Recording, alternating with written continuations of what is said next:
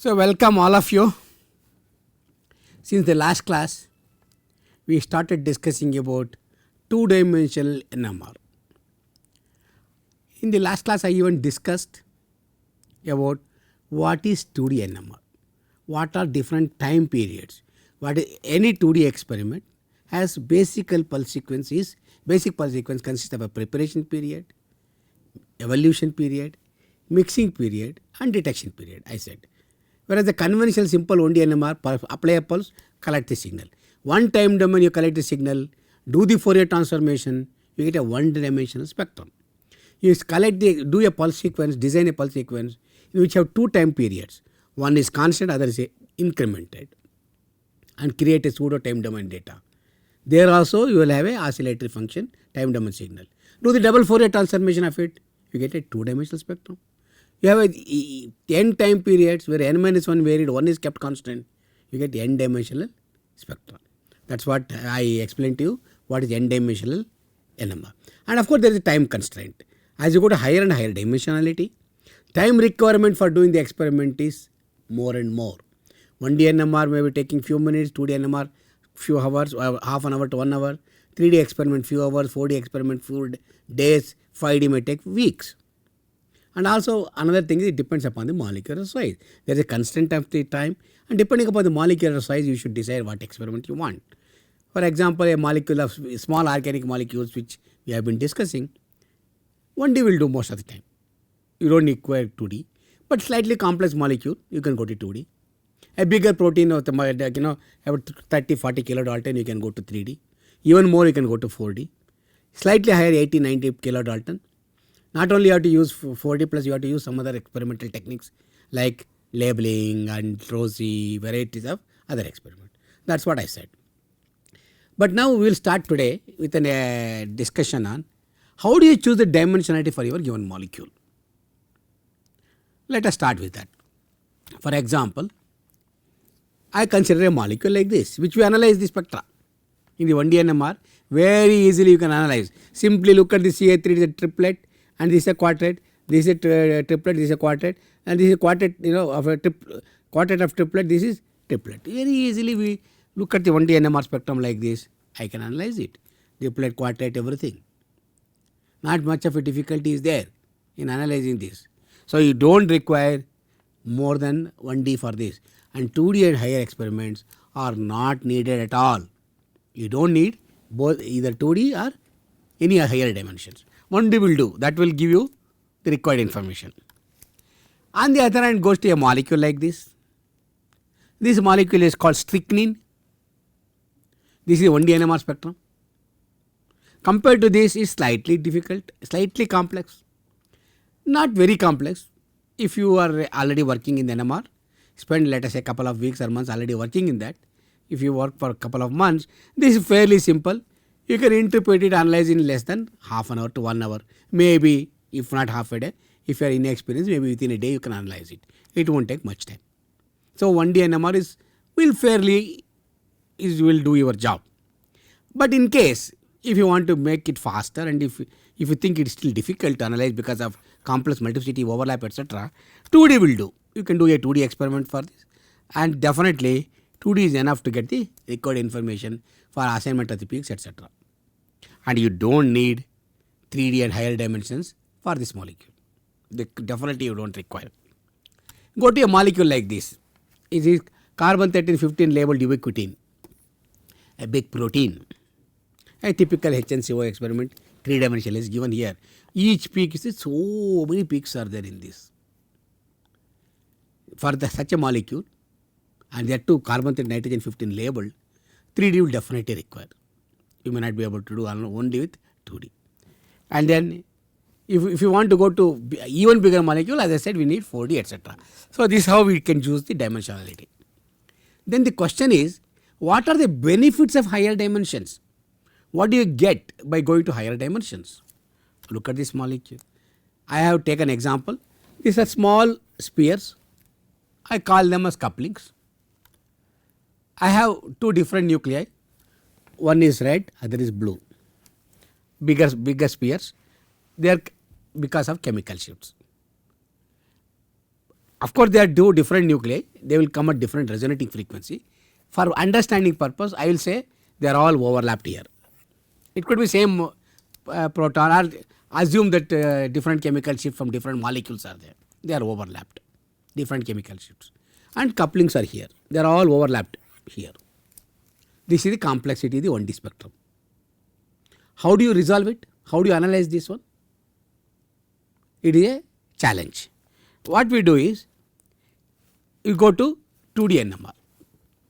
What I do in the 2D, I am going to, let us say, make all smaller spheres on one dimension. I will bring it here, and bigger I will keep it here. I will change in different dimensions. In this dimension, I will, based on the size of different spheres, I change it. I will make the difference. So now small spheres are here, bigger spheres are here. That's okay. That's one way. I can go further. I can make 3 dimensions where I can have different small sizes balls are here, different colors here. The bigger spheres, one is here, one blue color is here, red color is here. I based on the color I changed it. Here based on the size I changed it. What did I use? I used 3 different parameters: size, blue color and red color, or otherwise two parameters: size along this axis and color along this axis and this axis. I resolved it. See, this was a spectrum, 1D spectrum, crowded. Now you see, well resolved, very easy to analyze. So what is the advantage of this higher dimension? Higher dimension significantly simplify the spectral complexity and gives spectral dispersion, higher dispersion, better dispersion, meaning you get, instead of crowded, you will resolve it. Instead of bringing it very close, you can pull them apart. Exactly what it did by dispersion means you are pulling them apart so that you can easily analyze the spectrum.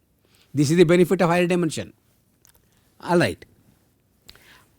I would say, if I go to it, we will most of the time dealing with 2D experiment in this course.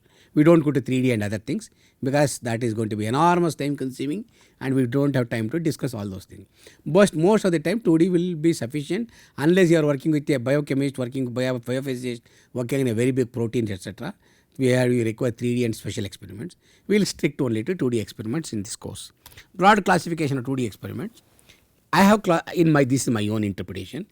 We have two way of classifying. One I call them correlation experiments. Other is resolve type experiments. There are 2 types of experiments: correlation and resolve. In the correlation experiment, what we are going to do? The information in 2 dimensions are correlated, related to 2. 2 information are related. Their example, COSI, TOX, etc. How they are related? I am going to explain to you. For example, chemical shift here, chemical shift of another nuclei here may be related. We can correlate. This will belong to this, like that. These are all correlation experiments. And in other case, we have resolved information. I can resolve in 2 dimensions. For example, in the previous example I showed you, couplings in 1 dimension, chemical shift other dimension. Coupling and chemical shift are 2 different parameters. They come together in the 1D NMR spectrum. Can I resolve in 2 dimensions? Can I take coupling in this dimension and chemical shift other dimension? That is called resolving. They are called resolve type experiments. And there could be J result. And again, both these experiments could be homonuclear type and heteronuclear type. For example, you can have a homonuclear correlation experiment and homonuclear result experiment. You can have heteronuclear result experiment and heteronuclear correlation. Both are possible.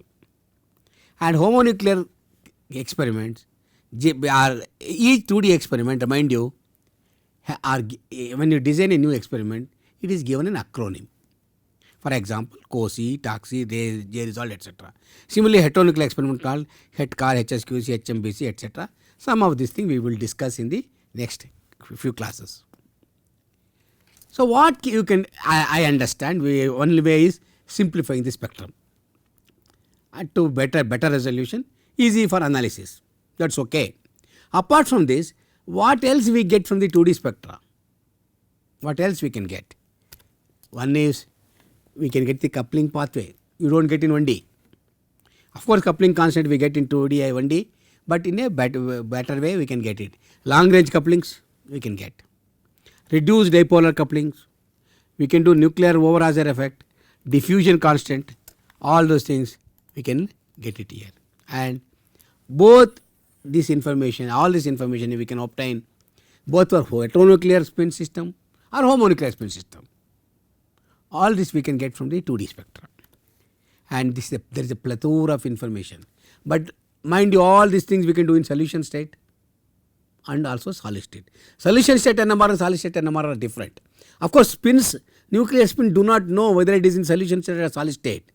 The information content what you get from solution state, this type of spectra is different. We get sharp signals, well resolved, much better than solid state. Because there are solid state, there are additional information, additional parameters which you have to remove to get sharp peaks. I discussed this in one of the advanced courses in the previous course about solid state NMR. So I don't want to go into the details, but remember in solids also the 2D experiment can be carried out where we can get chemical shift anisotropy information, homonuclear dipolar couplings, heteronuclear dipolar couplings, quadrupolar couplings, etc. All this information we can derive in solids. Again in solids also you can get plethora of information. Both in liquid state and solid states you can do 2-dimensional NMR. You can also do higher dimension NMR. And then we get lot of information which you cannot get from the 1D NMR in the easy way. This is the advantage of 2D NMR. Okay. What are the typical 2D experiments commonly employed? We will deal with the solution state in this course only. We are not discussing solid state. We have Cauchy experiment called correlation spectroscopy. SECSI means spin echo correlation spectroscopy. NOSI, nuclear over-Hazer effect spectroscopy. ROSI, rotating frame over-Hazer effect spectroscopy.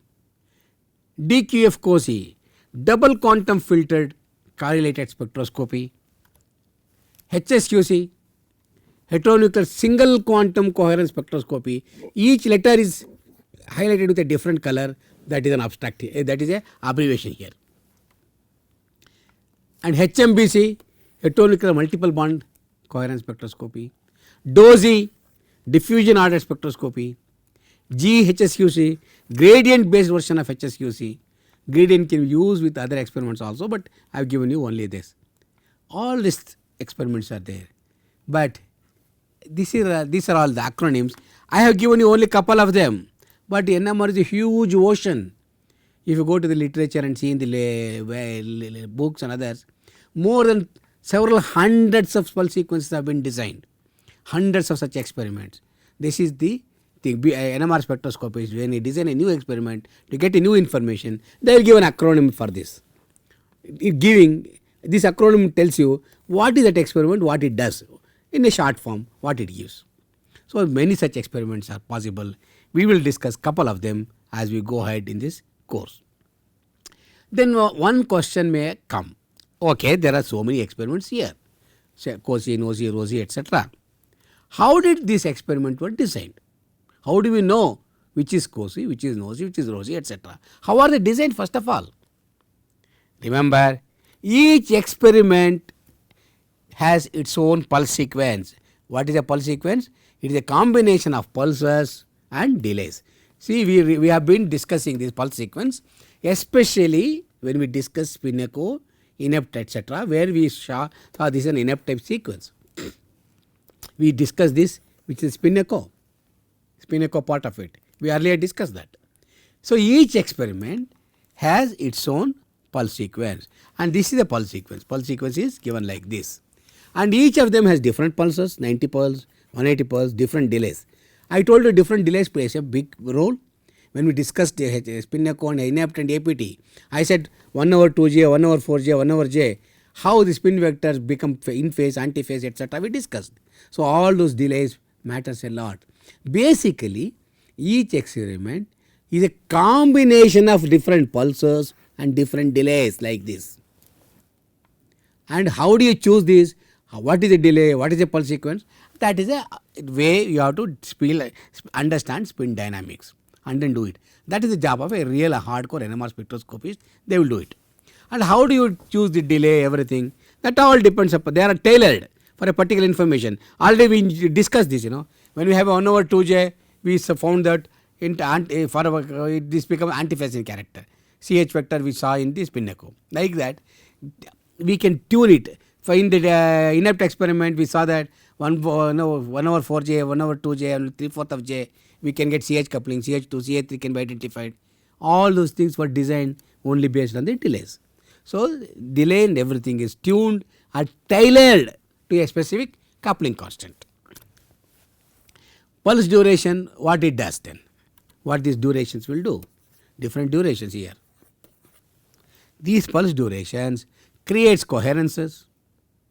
What is a coherence? Brings the magnetization from z axis to x axis or y axis. It is magnetization in the xy transverse plane is a coherence. It creates coherences, transfers coherences between coupled spins, and allows modulation to encode from one spin to another spin. All those things will be done in duration. And finally, after doing everything in any pulse sequence like this, finally we are going to collect the signal. And we apply a pulse here and then start collecting the signal. Final step is to turn on the receiver and start recording the signal as a function of time. This is a FID. So, this is how we design the pulse sequence. Pulse sequences are nothing but combination of pulses and delays. Pulses are 180 pulse, 90 pulse, different angle, flip angle pulses. They can be tuned. Delays are tuned for a particular information to be derived. And what happens in any 2D experiment? Okay, we have tuned delay, we have applied 90 pulses. There are delays in between. What happens? This is where the information is transferred from one nuclear spin to another nuclear spin. This transfer of magnetization establishes relation between the spins within the molecule. How does it establish relation? The magnetization transfer mechanism is different for different experiments. So, we will understand how the transfer of magnetization takes place within the molecule and what are the different types of magnetization transfer mechanisms. We will discuss some of the things when we go ahead further, but just to give you an idea, what are the magnetization transfer mechanisms? Transient NOE. Here, the Z magnetization is transferred via NOE. NOE along the Z axis, the Z magnetization is transferred because of NOE, that is through space interaction. No need of J coupling, no need of covalent bonds. That is a transient NOE. That is a transfer mechanism. Mechanism of magnetization transfer between two interacting spins is through Z magnetization. Inept, we discussed this last 2-3 classes. It is antiphase to antiphase coherence transfer. I told you, when we apply a 90 pulse, magnetize after 1 over 2j, they become antiphase. Simultaneously apply 290 pulses on proton and carbon. The antiphase coherence of proton jump to carbon 13. That's what we saw. It is an inept experiment where antiphase to antiphase coherence transfer takes place, where we require J coupling. For mechanism of this transfer, J coupling is needed. Toxi is another experiment which we discuss. It is a multiple in-phase to in-phase coherence transfer. This also requires J coupling. Using J coupling, we can do multiple in-phase to in-phase coherence transfer done. ROSI is a NOE transfer in the XY plane during spin lock. What is a spin lock? We will discuss later. Using the particular magnetization transfer mechanism, a particular specific 2D experiment is designed. How? We have different pulse sequences and different delays, and each of these experiment has some mechanism where the magnetization is transferred to derive particular information of a molecule, and this particular magnetization transfer mechanism is specific to particular 2D experiment. For example, it is a COSI, HETCAR, HSQC, HMBC, NORC. These are all the experiments which have been designed with a particular magnetization transfer mechanism in mind. That is how magnet pulse sequences are designed. You may ask me a question, what are the common, there are 500, 600,000 experiments are there in different experiments in NMR. Everything you cannot learn, that is the ocean. But what are the common experiments which we require for our day-to-day utility? That is, they are COSI, phase sensitive COSY, DKF COSY, soft COSY, relay COSY, taxi, inadequate, all those things. J result, rosy. These are all common 2D experiments. We will discuss couple of them. It may not be possible to discuss everything in this one course, but we will discuss some important experiment and we analyze the spectra. If you go to heteronuclear 2D experiment, we have head-car experiment, clock, correlation of long range correlation coupling, head-car relay, it is called HEHA, homonuclear correlation, head-car, heteronuclear J result. These are all certain 2D experiments. We also have what is called inverse experiment. For example, all these experiments are called direct detection of experiment, direct detection experiment. In this sense, in this experiment, for example, heteronucleic carbon 13, nitrogen 15, etc. are detected directly. Whereas there are other experiments called inverse experiments, where you can detect the information about their dilute spin indirectly through abundant spins. I will explain to you when we go to HSQC, HMBC, etc. There, for example, HSQC experiment, heteronuclear, single quantum coherence, HMQC, heteronuclear, multiple quantum coherence, HMBC, heteronuclear, multiple bond coherence, like that. Okay, varieties of experiments are possible. Assume that you know how to do an experiment. You have done an experiment, simple experiment. But how do you interpret the data? Of course, assignment of the peaks in a COSY experiment, they are all different things that you know how to do that. But generally, if a COSY spectrum or any 2D spectrum is given, how do you interpret the spectrum?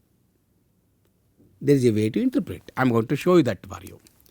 Any experiment, a 2D experiment, especially homonuclear, I am talking about homonuclear 2D experiments, you can have diagonal peaks, also cross peaks. For example, peaks which is sitting from this diagonal, the peaks which are sitting exactly on the diagonal, they are diagonal peaks. And the diagonal means you should be from the bottom left corner to the right top corner. You cannot have this as a diagonal. That is anti-diagonal. Okay, diagonal refers to peak. You start from the bottom leftmost corner to the right topmost corner. You draw a line, that is diagonal. And there are peaks situated outside the diagonal here. They are called cross peaks. So, any homonuclear experiment, especially correlated experiments like COSY, taxi, etc., you will get cross peaks like this and also diagonal peaks. Fine. We will now do a 2D experiment, homonuclear or whatever it is. Let us say I am going to get a peak here. This is a diagonal. There is no peak on the diagonal. Fine. And I am going to put the value. This is 20 hertz. This is 80 hertz. This is my some value I have written. This is a peak here. From the center of the peak, come vertically down. And of course, this is F2 dimension, this is F1 dimension. This is if you measure the frequency in this dimension like this, they are all F1 dimension. If you measure in this dimension, they are all F2 dimension. This is F1 dimension, this is F2 dimension. That's how you can measure the frequencies. All right. Now look at it. I have a peak here. From this peak, draw a line vertically down or draw a line horizontally. You see here, if you draw a line here, you hit here. I will say this is omega 2, this corresponds to 80 hertz. Go along this axis, this corresponds to omega 1, here it pertains to 20 hertz. That means I have a peak which in the F1 dimension is at 20 hertz, in the F2 dimension is 80 hertz. What does it mean? It means the signal evolved during T1 period, in the T1 period is F1 period, at a frequency of 20 hertz. During the process of 2D mixing, it so happens the same signal is transferred somewhere to another signal which evolved at 80 hertz in T2. Somehow something happened in the molecule during the experiment. The signal which was coming at 20 hertz in the T1 period transferred some of its magnetization during some way. How we will do, we will worry about it later. Somehow, in some way, transfers part of its magnetization to another spin or at the same spin. It evolved at 80 hertz. See, in the T1 period, that was at 20 hertz. Somehow, in the T2 period, it evolved some way to another signal it gives, another spin and evolved at 80 hertz. You understand? This is how you have to interpret the signal.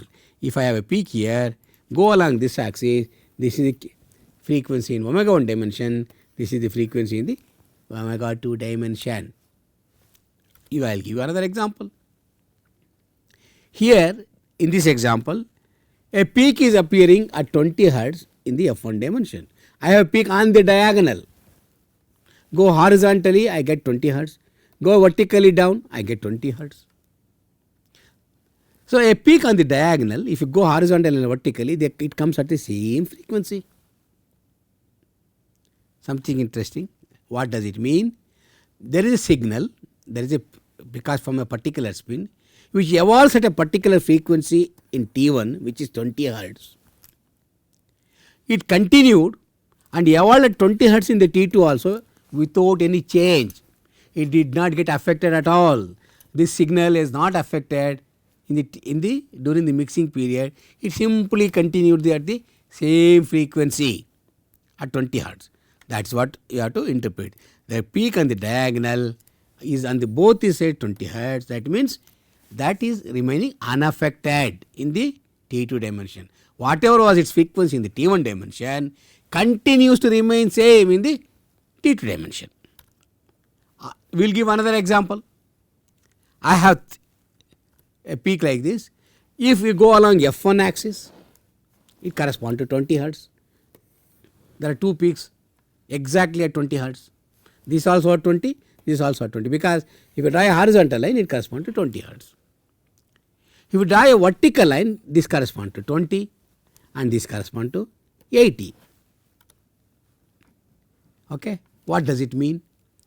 There was a signal in the experiment in the T1 dimension during evolution period, which was at 20 hertz in the evolution period. But what happened during the experiment, it remained same also in the T2 dimension. It came at 20 hertz. At the same time, it gives part of its signal to another one which comes at 80 hertz in the T2 dimension. This is the point. You have to understand the signal which was at 20 hertz in the T1 dimension continue to remain same in the T2 dimension. Also, it gives part of its magnetization to another spin which evolves at 80 hertz. This is 80. This is how we have to interpret the 2D spectrum. You understood how we can interpret a 2D spectrum. So, if you look at this one, there are typically varieties of 2D experiments. This I already showed you 1D NMR of the strychnine. This is a 2D NMR of this molecule. Look at it. This is a 3D NMR HNCOC. I showed you this also earlier. This simple. This is how when you see a spectrum, you should imagine. Hey, this is 1D. This is a 2D. Whether it's Cossier, Rosier, Taxi, that's a different question. But this is a 3D experiment. There are 3 dimensions here. Okay, 3 dimensions here, here, and here. 3 dimensions. Here there are 2 dimensions. Here only 1 dimension. This is multi-dimensional experiment. Typically multi-dimensional. And for this, approximately molecular weight is about 500. This is about 10,000. This is about 30,000 for 3D. 30 kilodalton and 10 like that. Okay, we will already we have discussed. So, basically what I wanted to tell you in this case is, in this class is, we discussed lot about the 2D and we discussed about the dimensionality. And I told you how you have to choose the dimensionality based on the molecular size, complexity of the spectrum. For a simple molecule, let us say water which gives you one single peak in NMR, you don't require more than a T1 High frequency is not necessary. 50 megahertz or 100 megahertz you will get one single peak will do. A bigger molecule is okay, slightly bigger molecule 1D will do. Even bigger molecule with lot of complexity you can go to 2D to simplify the spectrum. Go to 3D even bigger. I also told you as you go to higher and higher dimension it takes enormous amount of time. The benefit of higher dimension is you can spread the information in different dimensions. It helps you in simplifying the spectrum and aids you in getting the required information. And I showed you so many experiments are there. They are called correlated experiment and resolved experiment. We can broadly classify into two types of 2D experiment. Correlated experiment again can be homonuclear and heteronuclear. Similarly, resolved experiment can be homonuclear and heteronuclear. Examples of correlated experiments are COSY, NOSY, ROSY, TOXY, etc. Resolved experiments are heteronuclear J resolved, homonuclear J resolved, etc. Especially in the case of heteronuclear experiment, we have HETCAR, COLAC, HMBC, inverse experiment like HSQC, HMBC, HMQC, etc. Varieties of experiment. All these acronyms are different experiments have been given different acronyms. Are designed pulse sequences to extract some information, particular information in a molecule. You can get particular type of information. The question is, how do we design these pulse sequences? These pulse sequences are nothing but the different RF pulses and the delays. The delays are tailored for a particular value of J coupling. And the pulses could be 90 pulse, 180 pulse, etc. Different types of pulses applied along different axes, x axis, y axis, etc. And they have different way. That does different things. During the delays, there could be transfer of magnetization. The transfer of magnetization can be different mechanism. It can be Z polar magnetization transfer for NOE, in phase for TOXY, multiple in phase to in phase, in the antiphase to antiphase in inept. Like that, there are several mechanisms of transfer of magnetization. In the ROSY, there is a spin lag. During the spin lag, there is a transfer of magnetization. So there are several ways we can do it. And there are commonly used experiments, I said COSY, NOSY, ROSY, etc. are there. How do we interpret it is an easy way. One day I took the simple example. Any homonuclear experiment, for example, correlated experiment, we have a diagonal peak and also several cross peaks. Diagonal is drawn from leftmost corner, left bottom corner to the right top corner. And if the peak is sitting on that diagonal peaks, any other peaks outside of that are called cross peaks. I explained to you how do you interpret a 2D spectrum. Take a particular peak, but if draw a line horizontally along for F1 dimension, draw vertically for F2 dimension, take a peak. If you go horizontally, and let us say I get some 20 hertz, come down vertically, I get 20 hertz. How do you interpret that?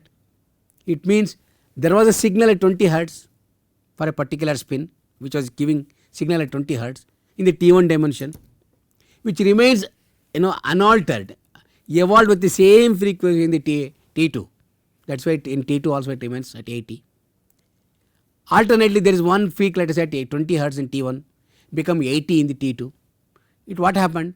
It remained 80, 20 became 80 during the process in the experiment. In the T2 dimension it became 80, T1 it was 20.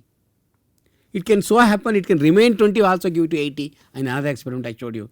There are a number of ways you can get the information. How do you interpret the 2D data I have explained to you. This is the way you have to explain, interpret the 2D spectra. And typical 2D data I showed you how we can look at the 2D and find out. And with this basic introduction to two-dimensional NMR. Next we will jump into analysis of a COSY spectrum, what a COSY does, what a ROSY does, what a TOXY does. Some few examples of experiments we take and start interpreting those spectra. So from next class we will start with a 2D COSY experiment. So I am going to stop now today. Thank you very much.